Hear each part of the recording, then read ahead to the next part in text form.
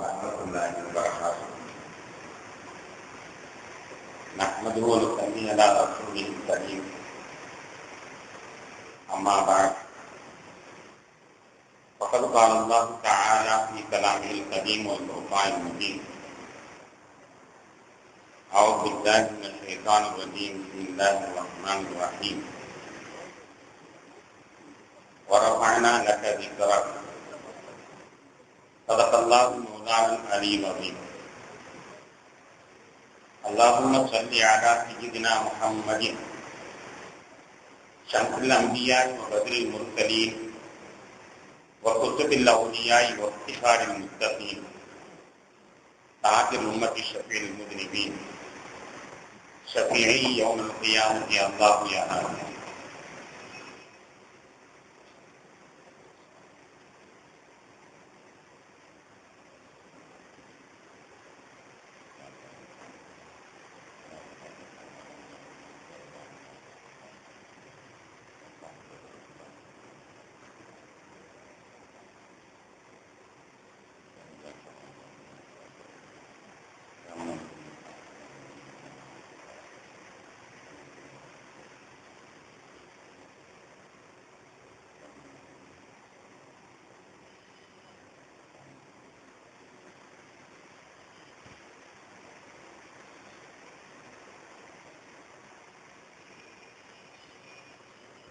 கண்ணியத்திற்கும் அன்புக்கும் உரித்தான பெரியோர்களே, சகோதரர்களே,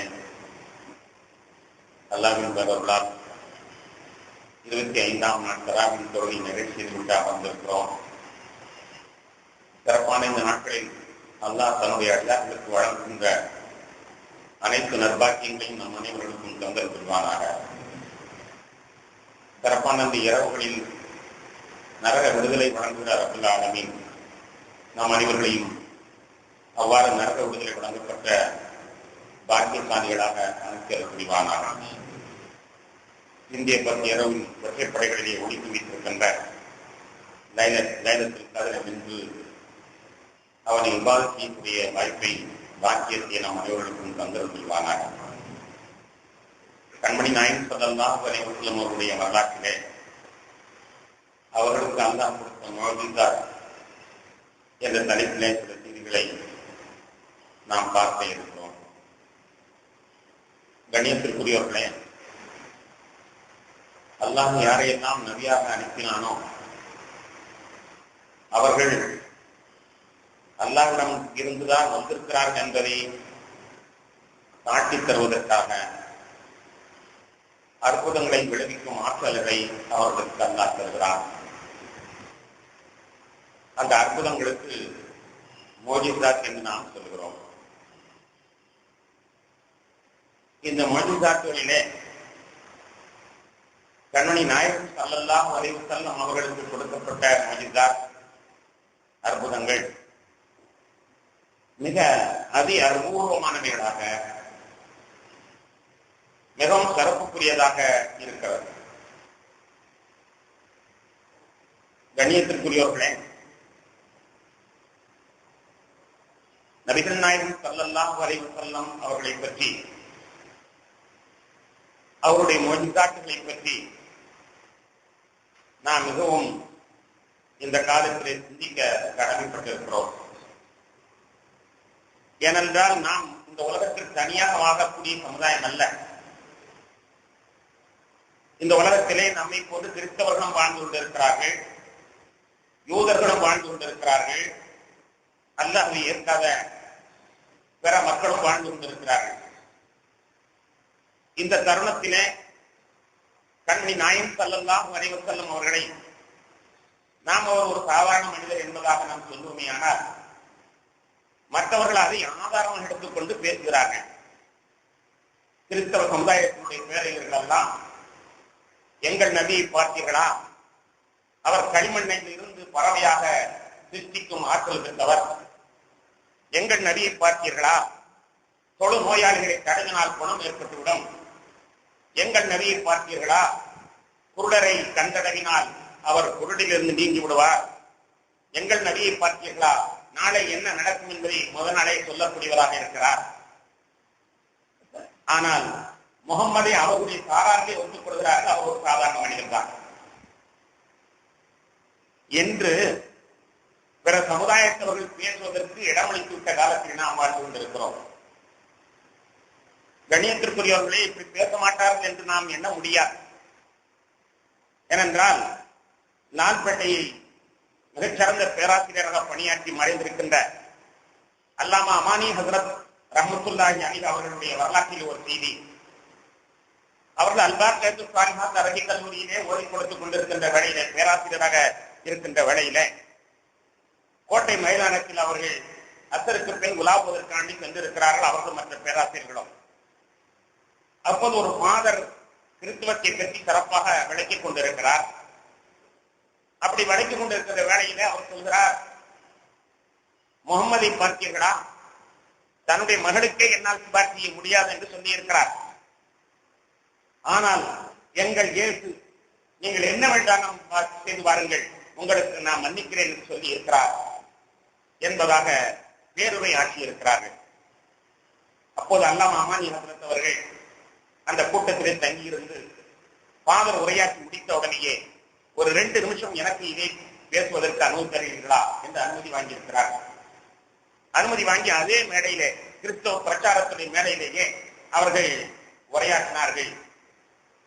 ஒரு டாக்டர் இருக்கிறார், அவர் தன் பிள்ளை இடத்துல என்ன சொல்லுவார்? நீ பக்குவமாக இருந்து கொள்ள வேண்டும், அது இது என்று நோக்காட்டை இழுத்து வந்தால் நான் ஒன்றும் செய்ய மாட்டேன் என்று ஒரு டாக்டர் சொல்கிறார்.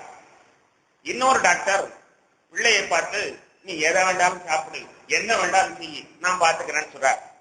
இந்த 2 டாக்டர்ல யார் உயர்ந்தவர் என்பதாக சமுதாயத்தில் கேள்வி கேட்டிருக்கிறார்கள். ஒரு டாக்டர் தன்னுடைய பிள்ளையை பார்த்து, நீ ஒழுங்காக சாப்பிட வேண்டும், ஒழுங்காக பயிற்சிகளை மேற்கொள்ள வேண்டும், எதுவும் வந்தால் நான் கவனிக்க மாட்டேன் என்பதாக அதட்டி இருக்கிறார். இன்னொரு டாக்டர், நீ என்ன வேண்டாலும் சாப்பிடு, எது வேண்டாலும் நான் பார்த்துக்கிறேன், நீ எதை பற்றியும் பயப்பட வேண்டாம், நீ மருந்து சாப்பிட்டாலும் சரி, சாப்பிடாவிட்டாலும் சரி, நீ ஓய்வெடுத்தாலும் சரி, எடுக்காவிட்டாலும் சரி என்பதாக சொல்கிறார். இந்த 2 டாக்டர்ல யார் உயர்ந்த டாக்டர்? மக்கள் சொல்லி இருக்கிறார்கள், யார் நான் கவனிக்க மாட்டேன் என்று சொல்றாரோ அவர்தான் பிள்ளையை பக்குவப்படுத்துவதற்கு உயரமான டாக்டர் என்று சொல்லியிருக்கிறார்கள். உடனே அமானி இருக்கிறார்கள். அதைத்தான் எங்கள் கண்மணி நாயகம் ஸல்லல்லாஹு அலைஹி வஸல்லம் சொன்னார். தன் மகள் என்பதற்காக வேண்டி செல்லமாக என்ன வேண்டாலும் செய்யலாம் என்று சொல்லாமல், உனக்கு நான் சிபாரிசு வைய முடியாது, நீ ஒழுங்காக வாழ்க்கை அமைத்துக்கொள் என்பதாக சொன்னார்கள். மகளுக்கு அவர்கள் சொன்னார்கள் என்றால் அவர்கள் உயர்ந்த நபியா? என்ன வேண்டாலும் செய்யுங்கள், நான் பார்த்துக் கொள்கிறேன், உங்களுக்காக வேண்டித்தான் நான் பிரிவில் அறையப்பட்டு விட்டேன் என்பதாக சொல்லக்கூடியவர், என்ன வேண்டாலும் செய்யுங்கள் என்று சொல்லக்கூடிய ஈசா அலைஹிஸ்ஸலாம் உயர்ந்தவர்களாக இந்த கேள்வி கேட்டுவிட்டு இறங்கிவிட்டார்கள் என்ற செய்தி உண்மையான ஒரு வரலாற்று. எதற்கு சொல்கிறேன் என்றால், மக்கள் நம்மை கவனித்துக் கொண்டிருக்கிறார்கள்.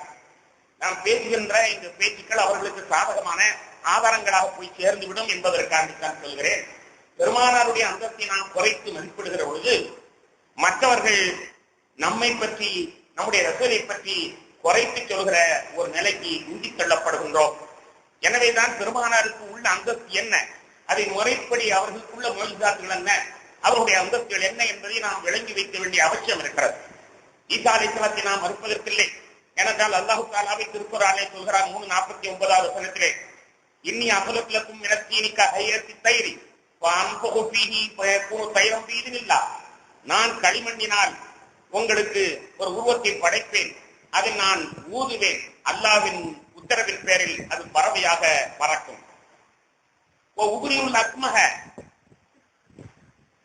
பிறவி குருடர்களை நான் குணப்படுத்துவேன், வல் அபரஸ, தொழுநோயாளிகளை நான் குணப்படுத்துவேன், ஓஹீல் மௌத்தா, இறந்தவர்களையும் நான் உயிர்ப்பிக்க செய்வேன், பீஇத்னில்லாஹ், அல்லாஹ்வின் உத்தரவின் பேரிலே.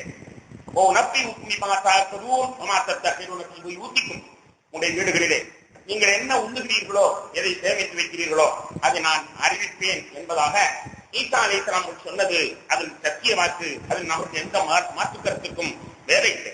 ஈசா அலைஹிஸ்ஸலாத்தை பற்றி நாம் உயர்ந்த நோக்கில் தான் இருக்கிறோம். ஆனால் அதே நேரத்திலே கண்மணி நாயகம் ஸல்லல்லாஹு அலைஹி வஸல்லம் அவர்களுக்கு அல்லாஹ் கொடுக்கப்பட்ட முஅஜிஸாத் தரத்தில் குறைந்ததா என்பதையும் சிந்தித்து பார்க்க வேண்டும். சிலர்கள் சொல்வார்கள், பெருமானார் ஸல்லல்லாஹு அலைஹி வஸல்லம் சொல்கிறார்கள், லா தஃருகுன்னி, நீண்ட ஹதீஸிலே என்னை உயர்த்தி பேசாதீர்கள் என்று பெருமானாரை சொல்கிறார்கள்.